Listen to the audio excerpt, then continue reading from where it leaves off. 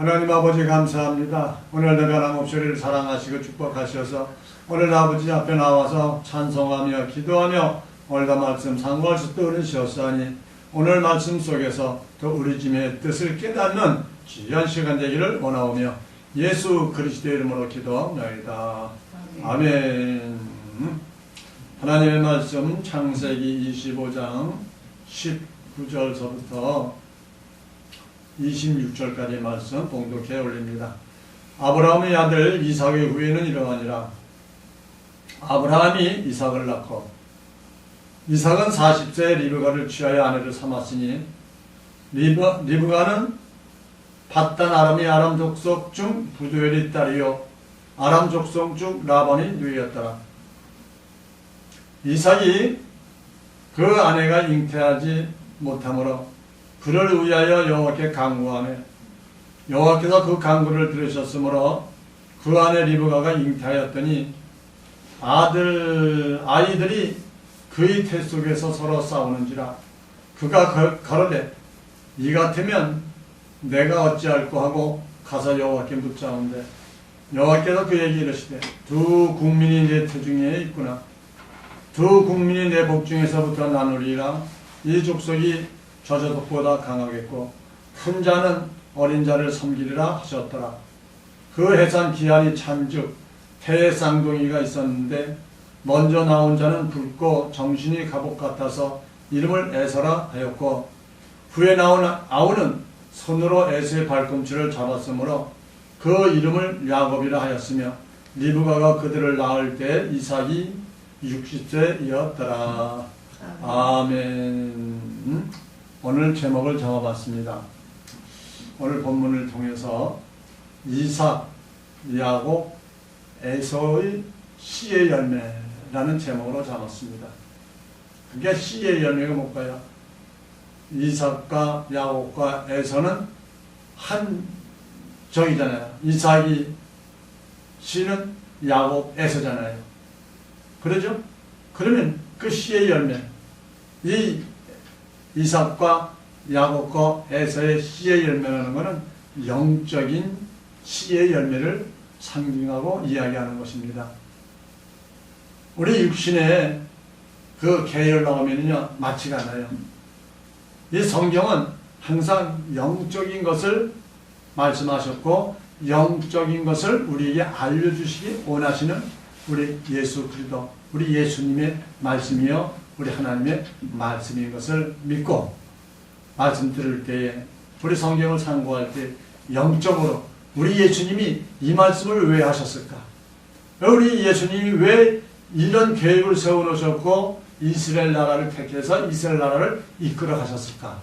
그 삶 속에서 또 역사 속에서 그 이스라엘의 삶 속에 모든 것이 다 하나님의 계획이 숨겨져 있는 비밀의 말씀이다. 의문의 문서다라고도 성경을 통해서 말을 하고 있는 것을 알 수가 있습니다. 그래서 오늘은 이 이삭, 야곱, 에서 이 씨는 영적인 씨입니다. 영적인 씨의 열매는 어떻게 나중에 나타날 것인가? 바로 이 영적인 씨가 지금 이 시대에 나타나고 있는 것을 우리는 알 수가 있습니다. 그 말씀을 잠시 우리 나눌까 합니다. 영원한 하늘나라 가나안의 모형으로 이 땅에 가나안 땅을 주신 곳에서 믿음의 조상 아브라함이 이삭을 낳고 또 이삭은 에서와 야곱을 낳았다라고 이렇게 기록하고 있습니다. 이 말씀 속에서 결론을 먼저 말씀드리자면 이삭의 우선은 왕이지요. 왕이 됩니다. 그 다음에 아들이 됩니다. 그 다음에 후사들이 되고요.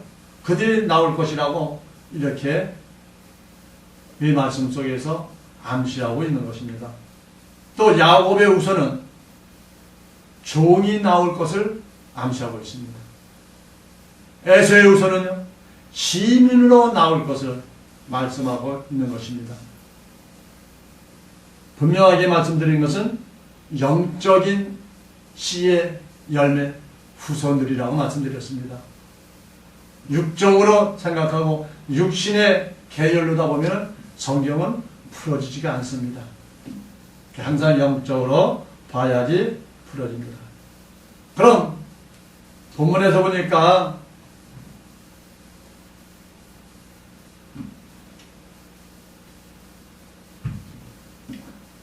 하나님의 아들들은 가나안 땅에서 여인을 취하지 말고 이방 여인을 취하라 라고 말씀하고 있습니다. 그래서 이삭부터 말씀하고 있잖아요. 밧담 아람 족속 중 부두의 딸이라고 말하고 있습니다. 거기에서 이삭이 아내로 택정을 받고 이삭이 리브가를 아내로 맞이한 것을 볼 수가 있습니다. 이방 여인이죠. 그러면은 에서와 야곱이 남았지요. 근데 여기서 보면은 아브라함을 우리가 잘 알다시피 믿음의 조상이다라고 알고 있지 않습니까? 아브라함 믿음의 조상이죠. 그 다음에 이삭을 낳는데 이삭은 약속의 씨를 낳았다라고 말씀하고 있습니다. 성경에서는. 어디서 태어났을까요? 가나안 땅에서 태어났죠. 창세기 17장 19절에 말씀하고 있습니다. 하나님이 가라사대 아니라 내 아내 사라가 정녕 내게 아들을 낳으리니 너는 그 이름을 이삭이라 하라. 내가 그와 내 언약을 세우리니 그의 후손에게 영원한 언약이 되리라 라고 우리 하나님이 직접 말씀하시면서 뭐예요? 약속의 씨를 넣어주셨다 이 말이에요. 그래서 이삭은 말씀으로 잉태한 자, 하늘에 속한 자다라고 이렇게 말씀드릴 수가 있습니다.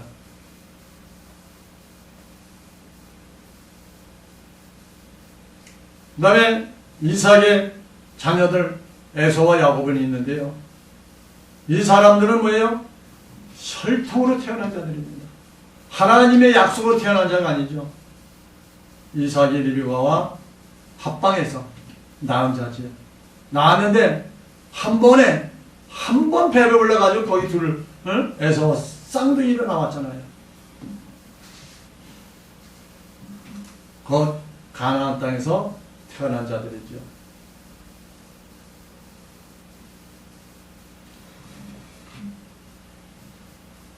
야곱은요. 야곱도 마찬가지죠. 이제 야곱도 라헬의 아내를 취했잖아요. 이 라헬이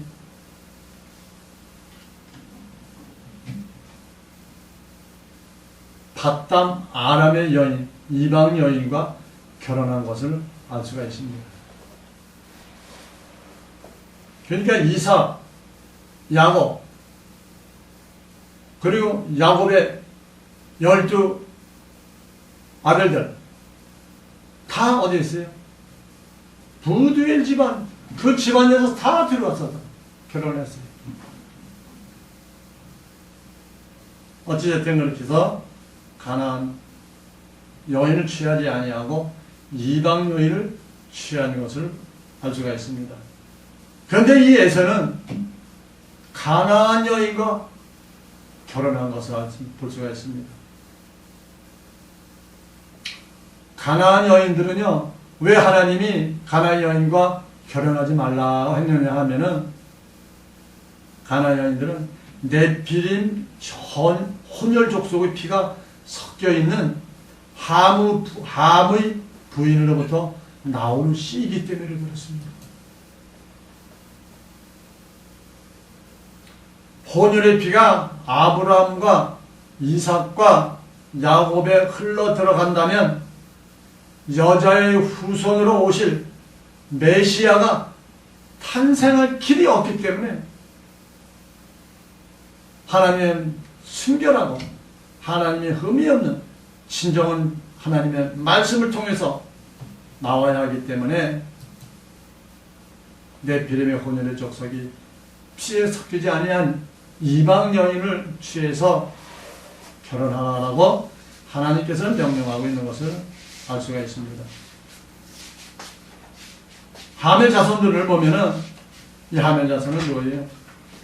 가나안 7족속들은 가나안 7족속들은 전부 함의 자손들이다 라고 말씀드릴 수 있습니다.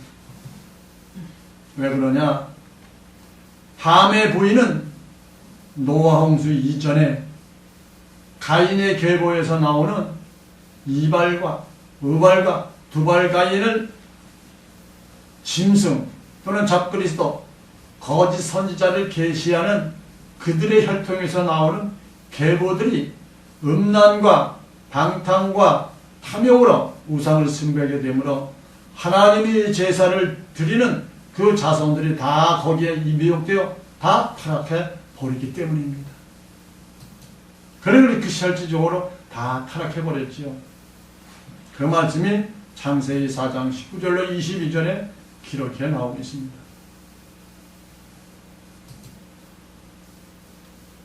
그런데 여기서 이삭, 야곱의 아내를 이방 여인에게 택한 것을 다시 한번 말씀드리면은 우리 아브라함은 사라를 받았지요. 근데 열국의 어미라라는 칭호를 받았고 이삭의 리브가는 천만인의 어미라는 그런 칭호를 받았고 야곱의 라헬은 요셉과 베냐민을 낳는 모든 산자의 어미다라는 칭호를 받고 있는 것입니다. 왜 그러냐면 여자의 후손으로 오시는 메시아는 네피림의 후손의 피가 섞이면 안 되기 때문에 가나안 여인을 아내로 취하지 말라 하신 것입니다. 또한 하나님의 아들들과 하나님의 종들은 어린 양의 생명책에 기록된 첫째 부활에 참여하는 부활의 생명이므로 여자의 부활은 생명나무 잎사귀며 성소의 영역이며 좌편 12보좌에 있는 자임을 가리키고 있습니다. 또 남자의 부활 있습니다. 남자의 부활은 생명나무의 실과이며 지성소의 영역이며 우편 12보좌에 있는 자임을 알 수가 있습니다. 그래서 여자의 부활은 율법의 시다 라고 이렇게 말씀드리고 있고요. 남자의 부활은 복음의 시다 이렇게 말씀드릴 수 있습니다. 그래서 남자의 부활, 복음의 시는 하나님의 아들들이다 라고도 말하지요. 그래서 하나님의 아들들은 네피림의 혼혈 족속의 피가 섞이지 않은 자들입니다. 우리는 모든 산자의 어미 동정녀 마리아에게서 나온 자들 곧 말씀이신 예수 그리스도 그분 안에 생명으로 우리가 있었기 때문에 함께 나왔다는 것입니다. 아멘. 다음에 이삭, 야곱, 에서가 가나안 땅에서 태어난 것을 또 알 수 있죠. 이 가나안 땅은 어디예요? 곧 이스라엘 나라를 가리키고 있죠. 가나안 땅이 이스라엘 나라로 바뀌었죠. 거기는 영토가 있는데 이 영토는 하늘과 새 땅의 영토의 모양으로 인식하고 있습니다. 그렇게 또 알고 있어야 됩니다. 왜요? 우리 하나님 나라의 모형이기로 이스라엘 나라를 세워놓으셨기 때문입니다. 거기에는 영토 안에는 왕이 있고요. 또 종이 있고요. 또 시민이 공존하며 삶 속에 하나님의 계획을 이뤄가고 있는 것을 우리가 알 수가 있습니다. 하나님의 계획이 이뤄가는 그 가운데 속에서 우리 하나님의 국민하심을 베풀어서 하나님의 자녀들, 백성들, 종들, 시민들을 걸러내고 추수해내는 그런 계획이 담겨져 있는 것을 우리는 알 수가 있습니다. 로마서 11장 32절에 이렇게 말씀합니다. 하나님이 모든 사람을 순종치 아니하는 가운데 가두어 두심은 모든 사람에게 긍휼을 베풀려 하심이니라 라고 말씀하고 있습니다. 모든 사람을 순종치 아니하는 가운데 가두어 두셨다.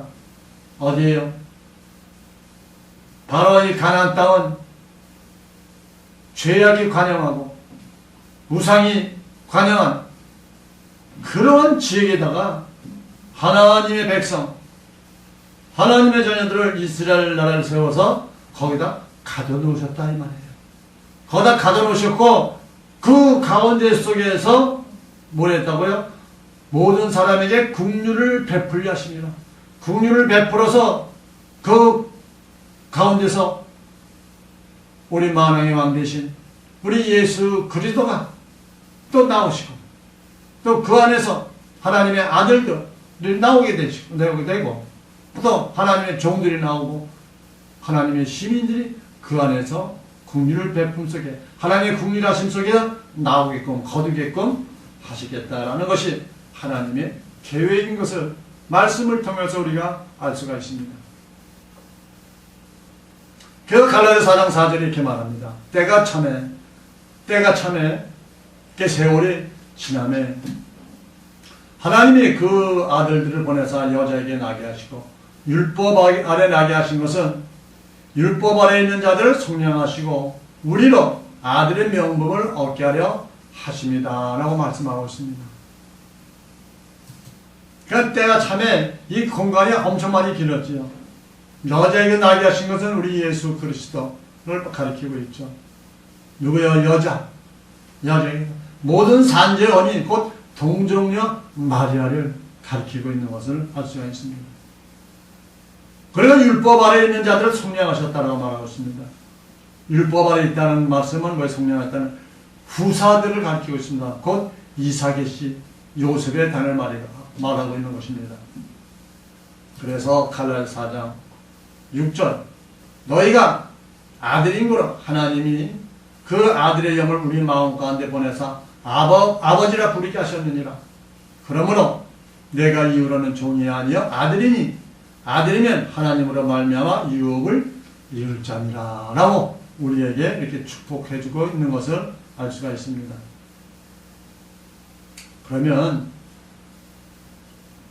가나안 땅 7족속들이 있는 곳, 우상과 죄악과 범죄가 각하고 있는 곳, 그곳에 대해서 잠시 알아볼까 합니다. 창세기 10장 6절에 보면요, 함의 아들은 구스와 미스라임과 붓과 가나안이요 이렇게 말씀하고 있습니다. 구스 사람들은, 구스는 어디에 사느냐? 에티오피아 지역에 분포되고 있었고, 미스라임은 이집트, 애굽이죠. 애굽 지역에 살고 있었고, 붓은 리비아 지역에 살고 있었던 것을 알 수 있습니다. 이들은 전부 다 우상을 숭배하고 우상을 만드는 작업을 하는 자들입니다. 이들은 피라밋부터 시작해서 금신상, 바벨탑도 세우고 별것을 다 하는 우상이 가득한 그 땅이다라고 말씀드릴 수 있죠. 근데 그 땅에다 하나님의 씨를 뿌려야 복음의 씨든 율법의 씨든 하나님의 아들이나 하나님의 종들의 씨들은 반드시 말씀을 쳐 나오게 되어 있다라고 말씀하고 있습니다. 우상이 가득한 곳에 거기 씨를 뿌려놓고 하나님의 아들, 하나님의 종들을 거기 안에서 추수해내는 그 뜻이 담겨있다라고 말씀을 드릴 수 있죠. 율법의 시인 하나님의 종들도 반드시 성결의 표를 받아야지 여자의 구속함을 받을 수 있다라고 말씀드리고 있습니다. 반드시 부활의 생명이 되어야 추수가 되기 때문에 우상이 관영한 곳에서 내 백성을 걸러내어 남은 자들을 추수하시겠다는 하나님의 계획인 것을 알 수 있습니다. 하나님의 종들에게는 생수의 강이 흐를 수가 없습니다. 하나님의 종들에게는 생수의 강이 흐를 수가 없다는 거예요. 왜요? 성경 자체가 의문의 문서이기 때문에 성경을 보아도 볼 수 없고 들어도 들을 수 없고 영적인 눈이 열릴 수가 없습니다. 왜 그럴까요? 혼의 영역에서 보고 들었기 때문입니다. 하나님의 종들은 혼의 구속함을 받기 때문에 그들은 항상 지, 정, 의를 배우고 듣고 학습을 해야 합니다. 그들에게는 율법의 학자도 필요하고 신학도 필요한 것입니다. 이러한 것은 다 진노의 포도주인 것입니다. 바리새인이나 사두개인을 조심하라고 예수님이 말씀하셨습니다. 또한 하나님의 아들들은 예수 그리스도의 이름으로 죄를 사함받는 순간 성령이 임하기 때문에 성령 받은 그들은 거룩한 성전이 되는 것입니다. 아멘. 그들의 사명은 예수님이 주신 진리의 말씀을 전하는 빛의 갑옷으로 갈아입고 의의 옷으로 갈아입어서 자녀가 되는 것입니다. 아멘. 하나님의 아들들의 배에서는 반드시 생수의 강이 흘러나야 할 것을 말씀하고 있습니다. 오늘도 창세기 25장 19절로 26절에서 이삭, 야곱, 에서의 씨의 열매에 대해서 잠시 말씀을 상고했습니다. 이 말씀을 자세히 풀고 자세히 깊이 들어가면 시간도 많이 걸리고 더 많은 해석이 필요하지만 너무 많이 전하면 우리가 다 소화시키기 어려우니 짤막짤막하게 이렇게 메들리로 엮어서 말씀을 증거했습니다. 오늘도 우리는 하나님의 자녀로서 하나님의 아들로서 우리들의 배에서는 반드시 생수의 강이 흘러 넘쳐서 온 지구를 복음화시키는 우리 모두가 되기를 원합니다. 아멘. 하나님 감사합니다. 오늘도 변함없이 우리를 사랑하시고 축복하셔서 오늘도 잠시 하나님 말씀을 장고했사오니 이 말씀 속에서 우리 주님의 음성을 듣는 귀한 시간 되게 하여 주셨사오니 더욱더 믿음 안에서 우리 삶 속에서 우리 배에서는 생수가 흘러넘쳐 온 지구 사방을 전파하며 예수 그리스도의 복음의 비밀의 복음의 말씀을 증거하는 우리 모두가 되기를 원하오며 예수 그리스도의 이름으로 기도하옵나이다. 아멘.